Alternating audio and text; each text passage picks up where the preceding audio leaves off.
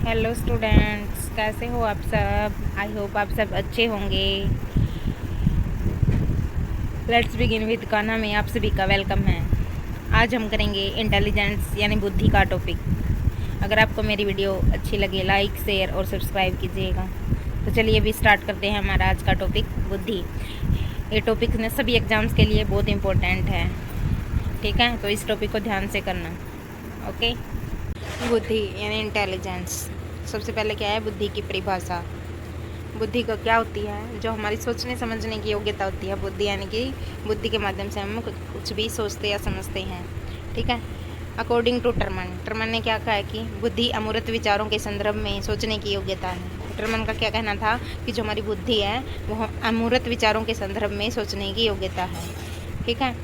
आगे है Woodworth. According to Woodworth क्या है इंटेलिजेंस की डेफिनेशन। बुद्धि कार्य करने की एक विधि है। क्या है बुद्धि कार्य करने का एक मेथड है, ठीक है। आगे है बंकिंघम। बंकिंघम के अनुसार क्या था कि सीखने की योग्यता ही बुद्धि है। आगे है मन के अकॉर्डिंग क्या है इंटेलिजेंस की डेफिनेशन। नवीन परिस्थितियों को झेलने की मस्तिष्क की नमनीयता बुद्धि है। तो ये थी कुछ बुद्धि की परिभाषाएं। तो ये सब आपको याद रखनी पड़ेंगी। कुछ इंपॉर्टेंट परिभाषाएं हैं, ये आपको याद रखनी पड़ेंगी। और जो इंटेलिजेंस का टॉपिक है वो सभी एग्जाम्स के लिए, चाहे वो यूपी टेट हो, चाहे रीट हो, या एस टेट हो, सी टेट हो, MP टेट हो, हर एग्जाम पी टेट हो, हर एग्जाम्स के लिए इंटेलिजेंस का टॉपिक बहुत इंपॉर्टेंट है। तो इसको ध्यान से करना, ठीक है। बुद्धि का सबसे पहले प्रयोग किसने किया था बुद्धि का सबसे पहले प्रयोग फ्रांसिस गाल्टन ने। कब किया 1885 में। यदि क्वेश्चन आ जाए कि बुद्धि शब्द का प्रयोग सबसे पहले किसने किया था, तो किसने किया था फ्रांसिस गाल्टन ने। कब किया था 1885 में, ठीक है। आगे हमारे पास कि बुद्धि क्या है, क्वेश्चन आ सकता है ये कि बुद्धि क्या है। तो बुद्धि क्या है, जो हमारे अंदर भी डिफरेंट टाइप्स की यानी कि विभिन्न प्रकार की एबिलिटीज़ हैं वो क्या है बुद्धि है, ठीक है। आगे है बुद्धि कैसी है। तो क्वेश्चन आ सकता है कि बुद्धि कैसी है हमारी, मूर्त है अमूर्त है। तो क्या कहेंगे हम कि बुद्धि जो होती है हमारी वो अमूर्त होती है, ठीक है। आगे है कि समस्या को हल करने की क्षमता वह गुण जिसके पास अधिक होगा वही ज़्यादा अधिक बुद्धि वाला होगा। यानी कि जो प्रॉब्लम सॉल्व करने की एबिलिटी जिसकी ज़्यादा होगी वही उसके पास ही ज़्यादा बुद्धि होगी, यानी इंटेलिजेंट होगी, वही ज़्यादा इंटेलिजेंट होगा। बुद्धि का इतिहास यानी कि हिस्ट्री ऑफ इंटेलिजेंस। सर्वप्रथम इंग्लैंड के फ्रांसिस गाल्टन ने 1885 में जनता का ध्यान बुद्धि की तरफ खींचा या आकर्षित किया। जैसे कि हमने पहले पढ़ा था कि बुद्धि का सबसे पहले किसने प्रयोग किया था, फ्रांसिस गाल्टन ने। कब किया था 1885 में, ठीक है। तो सबसे पहले मतलब जनता का ध्यान बुद्धि की तरफ किसने खींचा, फ्रांसिस गाल्टन ने, ठीक है। सर्वप्रथम कैटल ने 1890 में मेंटल टेस्ट एंड मेजरमेंट नामक पुस्तक प्रकाशित की। तो जो बुद्धि से रिलेटेड मेंटल टेस्ट और मेजरमेंट नाम की पुस्तक है वो किसने प्रकाशित की, सबसे पहले किसने की थी, कैटल ने। कब की थी 1890 में। तो ये क्वेश्चन पेपर में आ सकता है कि जो mental test and measurement book है वो किसकी है, तो किसकी है, वो RB कैटल की है। कब लिखी थी इन्होंने बुक, 1890 में, ठीक है। कैटल ने लिखी थी, कौन सी बुक थी, मेंटल टेस्ट एंड मेजरमेंट, 1890 में। आपको ये याद रखना है, ठीक है। आगे देखते हैं। आगे देखो, जो बुद्धि है हमारी वो जन्मजात शक्ति व योग्यता है। यानी कि जो इंटेलिजेंस है वो हमारी ना इनबोर्न होती है, ठीक है। मतलब जन्म से ही हमें प्राप्त होती है, ठीक है। बुद्धि एक विकासशील और परिवर्तन योग्यता है कि बुद्धि विकासशील है, जिसका विकास होता रहता है और इसके अंदर चेंज आते रहते हैं, ठीक है। बुद्धि पर वंशानुक्रम व वातावरण दोनों का प्रभाव पड़ता है। बुद्धि पर जो हमारा इन्वायरमेंट होता है और जो हमारी हेरिडिटी होती है उनका दोनों का इफेक्ट किस पे, इंटेलिजेंस पे पड़ता है, ठीक है। आगे है बुद्धि पर परिस्थितियों के हिसाब से बदलती रहती है। बुद्धि क्या है, जो हमारी इंटेलिजेंस है वो सिचुएशन के अकॉर्डिंग चेंज होती रहती है, ठीक है। नहीं या ना कि ये ऐसा होता कि जो बुद्धि हमारी स्टार्टिंग से होगी वही रहेगी, लेकिन सिचुएशन के अकॉर्डिंग हमारी जो इंटेलिजेंस है वो चेंज होती रहती है। आगे क्या है, बुद्धि आयु व परिस्थितियों के अनुसार बदलती रहती है। कि मतलब जो इंटेलिजेंस का लेवल है, जो एक बच्चा है उसकी बुद्धि, उसकी इंटेलिजेंस कुछ और होगी, लेकिन जो एक मतलब बड़ा है, अडल्ट है, उसकी इंटेलिजेंस कुछ और होगी। और जैसे कि मतलब भाई ओल्ड एज में आते हैं तो उनकी इंटेलिजेंस और होगी, ओल्ड एज तक आते आते मतलब कम होती जाएगी। बच्चे की कम होती है, अडल्ट में थोड़ी ज़्यादा हो जाती हैं, ठीक है। तो ऐसे ये सिचुएशन के अकॉर्डिंग और एज के अकॉर्डिंग जो हमारी इंटेलिजेंस है वो चेंज होती रहती है। ठीक है। आगे है बुद्धि व्यक्ति को भले बुरे, सत्य असत्य, नैतिक और अनैतिक कार्यों में अंतर करने की योग्यता देती है। लेकिन ये है कि कहने का मतलब जो इंटेलिजेंस है हमारी, वो व्यक्ति को गलत और सही में अंतर करना सिखाती है। जैसे कि भला और बुरा, क्या भला है उसके लिए, क्या अच्छा है, क्या बुरा है, क्या सच है, क्या झूठ है, क्या मतलब नैतिक है, मोरल है, क्या इमोरल है। ठीक है। इन सब में जो मतलब डिफरेंस क्या है, इसमें इंटेलिजेंस की सहायता से व्यक्ति को पता चलता है। ठीक है। 7वां पॉइंट है सीखने की योग्यता ही क्या है, बुद्धि है। ठीक है, कि जो हमारी लर्निंग एबिलिटी है वो ही इंटेलिजेंस है। आगे है बुद्धि पर्यावरण के साथ सामंजस्य स्थापित करने वाली मानसिक योग्यता है। कि इंटेलिजेंस है जो इन्वायरमेंट के साथ एडजस्टमेंट करने वाली क्या है, मेंटल एबिलिटी है हमारी। आगे है अनुभव से लाभ उठाने की योग्यता ही बुद्धि है। जो एक्सपीरियंस है, हम जो भी मतलब प्रॉफिट गेन करने की जो हमारी एबिलिटी है वो क्या है, इंटेलिजेंस है। ठीक है। आगे अमूर्त विचारों के बारे में चिंतन करना ही बुद्धि है। कि जो अमूर्त विचार होते हैं हमारे, उनके बारे में थिंकिंग करना ही क्या है, इंटेलिजेंस है। ठीक है, आई समझ में। ये है बुद्धि के प्रकार यानी कि टाइप्स ऑफ इंटेलिजेंस। थोरनडाइक ने बुद्धि के 3 प्रकार बताए हैं। थोरनडाइक ने इंटेलिजेंस के 3 टाइप्स बताए हैं। कौन कौन से हैं ये? मूर्त या स्थूल बुद्धि। पहला क्या है, मूर्त या स्थूल बुद्धि। ठीक है। दूसरा है अमूर्त बुद्धि। तीसरा है सामाजिक बुद्धि। ठीक है। मूर्त बुद्धि क्या होती है, इसे हम गामक या यांत्रिक बुद्धि भी कहते हैं। तो इसको अगर एग्जाम्स में ऐसे आ जाए कि गामक या यांत्रिक बुद्धि, तो आपको कंफ्यूज नहीं होना है, ये मूर्त बुद्धि का ही नाम है। ठीक है। इसका संबंध यंत्र व मशीनों से होता है। तो इसका संबंध किससे होता है, यंत्र व मशीनों से। ये मूर्त बुद्धि मतलब ऐसे आते हैं क्वेश्चन की मूर्त बुद्धि किन में होती है, तो किस किस में होती है मूर्त बुद्धि? कारीगर होता है जो मैकेनिक, इंजीनियर तथा औद्योगिक कार्यकर्ता आदि में अमूर्त बुद्धि होती है। ठीक है। जो मतलब कारीगर होते हैं, मैकेनिक होते हैं, इंजीनियर होते हैं और औद्योगिक कार्यकर्ता होते हैं, उनमें क्या होती है, मूर्त बुद्धि। ठीक है। आगे है अमूर्त बुद्धि। अमूर्त बुद्धि किस में होती है और क्या होता है अमूर्त बुद्धि के अंदर, वो देखते हैं। इसका संबंध पुस्तक के ज्ञान से होता है। जिस व्यक्ति में यह बुद्धि होती है वह ज्ञानार्जन में विशेष रुचि लेता है। इनकी इसका जो हमारी पुस्तक बुक से रिलेटेड नॉलेज होती है उससे है। कि जो व्यक्ति जिसके अंदर अमूर्त बुद्धि होती है वो ज्ञान का मतलब अपनी नॉलेज को बढ़ाने में इंटरेस्ट लेता है। तो कौन कौन से होते हैं इसके अंदर, जैसे वकील हो गया, डॉक्टर हो गया, दार्शनिक हो गया, चित्रकार हो गया, साहित्यकार हो गया, ये इनके अंदर क्या होती है, अमूर्त बुद्धि। ठीक है। आगे है सामाजिक बुद्धि, इनकी सोशल इंटेलिजेंस। इस बुद्धि का संबंध व्यक्तिगत व सामाजिक कार्यों से होता है। इनकी जो जिसके अंदर सामाजिक बुद्धि है वो सोशल वर्क में इंटरेस्ट लेगा। आगे है बुद्धि के सिद्धांत यानी प्रिंसिपल ऑफ इंटेलिजेंस। सबसे पहले है एक कारक सिद्धांत यानी यूनिफैक्टर थ्योरी। तो यूनिफैक्टर थ्योरी किसने दी थी? इसका प्रतिपादन अल्फ्रेड बिनेट ने 1911 में किया। किसने दी थी यूनिफैक्टर थ्योरी?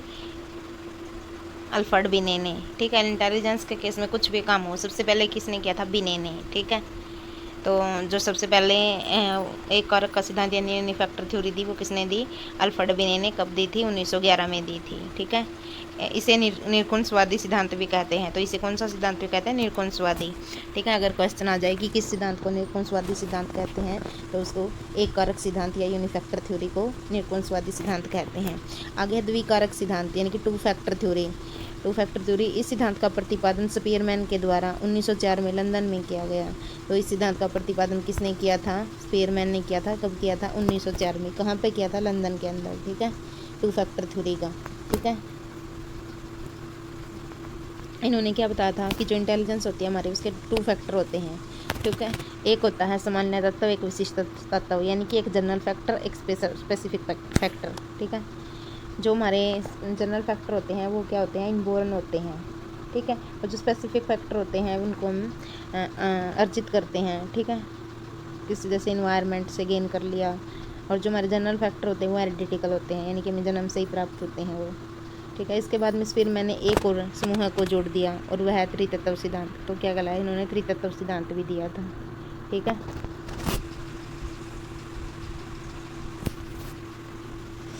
तो आगे है बहुकारक सिद्धांत, मल्टीपल फैक्टर थ्योरी।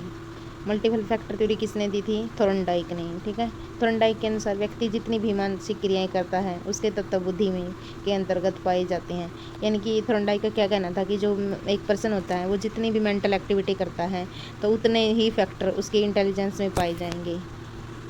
ठीक ठीक है। इन थॉर्नडाइक ने अपने सिद्धांत की तुलना बालू के ढेर से करते हुए उसकी ऊंचाई, चौड़ाई, क्षेत्र व गति की चर्चा की है। ठीक है, थॉर्नडाइक ने अपने जो ये प्रिंसिपल दिया था इसकी तुलना किससे करी है? बालू के ढेर से। ठीक है, तो इससे रिलेटेड उन्होंने ऊंचाई, इसकी चौड़ाई, क्षेत्र, गति की चर्चा की है। इस आधार पर सिद्धांत कहलाया है। ठीक है, तो जो मल्टीपल फैक्टर थ्योरी थी वो किसने दी थी? थॉर्नडाइक ने। थॉर्नडाइक का क्या मानना था कि जो एक व्यक्ति है वो जितनी भी मेंटल एक्टिविटी करता है उतने ही उसके अंदर मतलब इंटेलिजेंस के अंदर फैक्टर पाए जाएंगे जितनी वो मेंटल एक्टिविटी करेगा। ठीक है, तो इन्हें मल्टी फैक्टर थ्योरी। ठीक है, आगे है ग्रुप फैक्टर थ्योरी, समूह तत्व सिद्धांत। ठीक है, तो इसका किसने दिया था इसको? इसके मेन जो इसके स्पॉटर थे वो कौन थे? थ्रस्टन। कब दिया था? 1938 में। ठीक है, तो थ्रस्टन ने क्या आया? जो प्राइमरी मेंटल रियलिटी नहीं है, एबिलिटी आएगा इसकी जगह, जो प्राइमरी मेंटल एबिलिटी। ठीक है, इन्होंने पुस्तक लिखी थी। किसने लिखी थी? थ्रस्टन ने।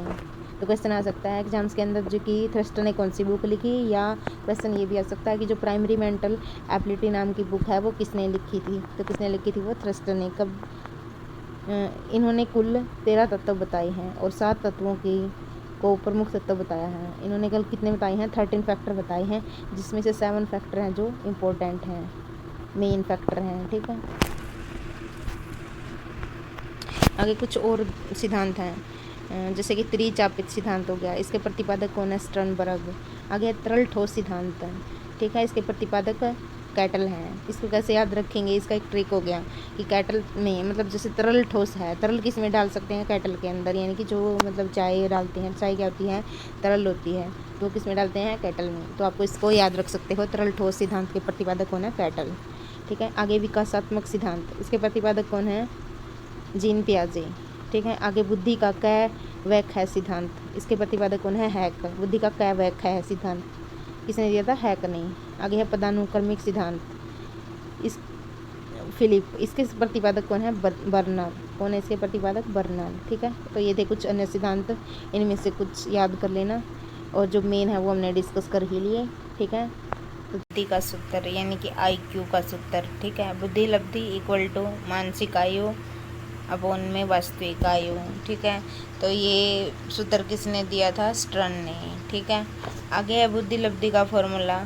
IQ निकालेंगे कैसे? जो हमारी मेंटल एज यानी कि मानसिक आयु होती है अपॉन में वास्तविक आयु इंटू में 100। तो ये फॉर्मूला किसने दिया था? टर्मन ने। ठीक है, जो सिर्फ मेंटल एज अपॉन में वास्तविक आयु, मानसिक आयु अपॉन में वास्तविक आयु वाला फार्मूला तो दिया था, किसने दिया था? स्टर्न ने। और जो मल्टीप्लाई में 100 वाला फार्मूला दिया है वो किसने दिया है? टर्मन ने। तो IQ is equal to M में अपॉन में CA इंटू 100, तो ये किसने दिया है? ये टर्मन ने दिया है। ठीक है, आगे है मेजरमेंट, इंटेलिजेंस की मेजरमेंट। किसे? इंटेलिजेंट के मेजरमेंट यानी कि बुद्धि मापन को सफल बनाने वाला कौन था? बिने। सबसे पहले बुद्धि का परीक्षण बिने हमने पीछे किया था ना कि जो इंटेलिजेंस के केस में जो सबसे पहले काम हुए वो किसने किए हैं? बिने ने किए हैं। ठीक है, तो बुद्धि को मापन को सफल बनाने वाले भी कौन है? बिने। और सबसे पहला इंटेलिजेंस का टेस्ट किसने दिया? वो भी किसने दिया है? बिने ने। ठीक है, आगे है इंटेलिजेंस के जो मापन का टाइम क्या है? 1905 के पहले का है तो शरीर के आधार पर इंटेलिजेंस मापी जाती थी। 1905 से 11 मेंटल एज के आधार पे। 1911 के बाद उसकी बुद्धि लब्धि यानी कि IQ मापी जाती है। ठीक है,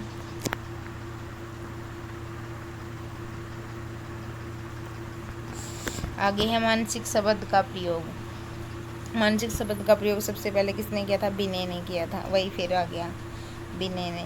बिने के पहले बुद्धि का मापन शरीर के आधार पर किया जाता था। तो बिने के अनुसार क्या था कि जो पहले बुद्धि का मापन सबसे पहले किस में किया गया था? 1905 में। किसके आधार पर किया था? शरीर के आधार पर। ठीक है, बिने के मरने के बाद बुद्धि लब्धि सलाया। शरीर के आधार पर यह सबसे पहले बुद्धि का मापन किसने किया? तो किसने किया था? शरीर के आधार पर सबसे पहले बुद्धि का मापन लेवेस्टर ने। ठीक है, ये भी आपको याद रखना है। ठीक है, तो ये थी गाइज हमारी इंटेलिजेंस की वीडियो। अगर आप सभी को ये वीडियो पसंद आई हो तो लाइक शेयर और सब्सक्राइब कीजिएगा ताकि मेरे को मोटिवेशन मिले, और कमेंट में बता दीजिएगा कि आपको और किस टॉपिक की वीडियो चाहिए है, मैं उस टॉपिक की वीडियो डाल दूँगी। तो please like share and subscribe my channel. Thank you guys, कल मिलते हैं, बाय बाय।